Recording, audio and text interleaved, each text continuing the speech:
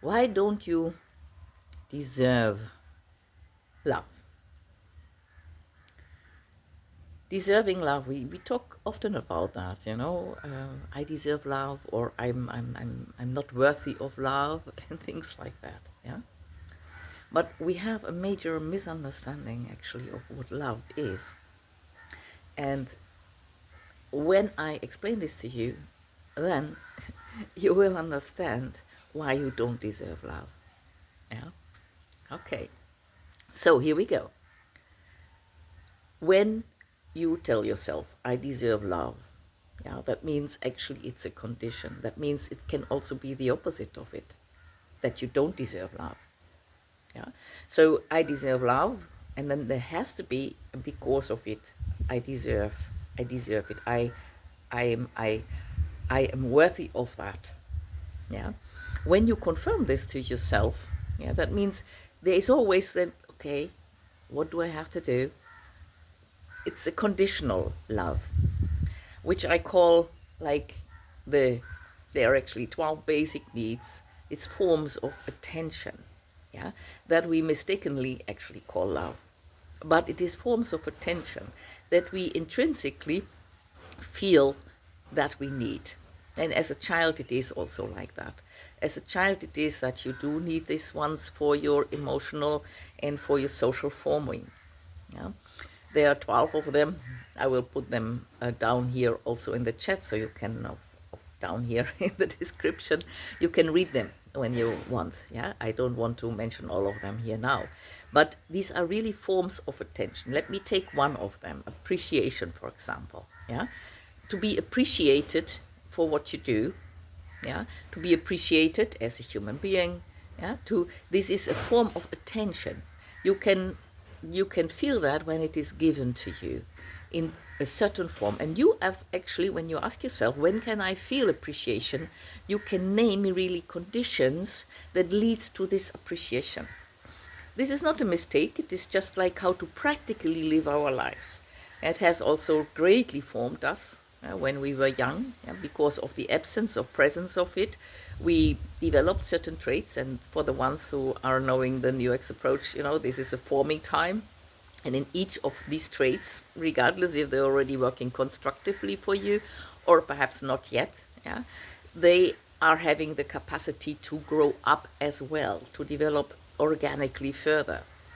But let us come back to the love. So we talk about love, and when you talk about I deserve love, or I'm worthy of love, you are totally in the need fulfillment of a child. It has nothing to do with love as you actually really long for. But when you are staying in this child modus, and then you tell yourself, I deserve love with affirmations, or you try to take actions of self-love, yeah, so that you are kicking out people that are not good for you, which can be good actually, have different reasons, yeah, because it's easier to stay in love with yourself, to stay in love with yourself, yeah, when you are not triggered too much. So it is an act of love to take people, certain people, to take a distance to it, out of self-respect and self-love, perhaps, yes. Yeah, but these are again conditionals, and this is fine. Conditional love is also not bad. Yeah, it is okay. It makes our life practically nicer, yeah, when we are feeling these forms of attention, and when we are feeling that love which has conditions. It's okay, it's not nothing bad with it, but let us not mistaken that one for what love actually is, yeah, because that is when you are in love. And I don't talk about in love with a man, guy, or whatsoever, or woman, yeah.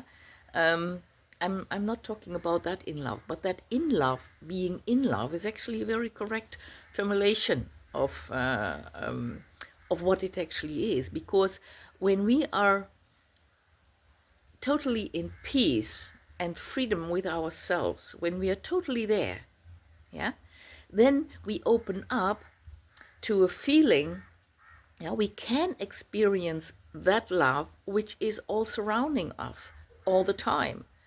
And the creative love, as I also call it, which everything is made of, Yeah, that love is just existing, but we can't feel it when we are continuously thinking that I must work to deserve love.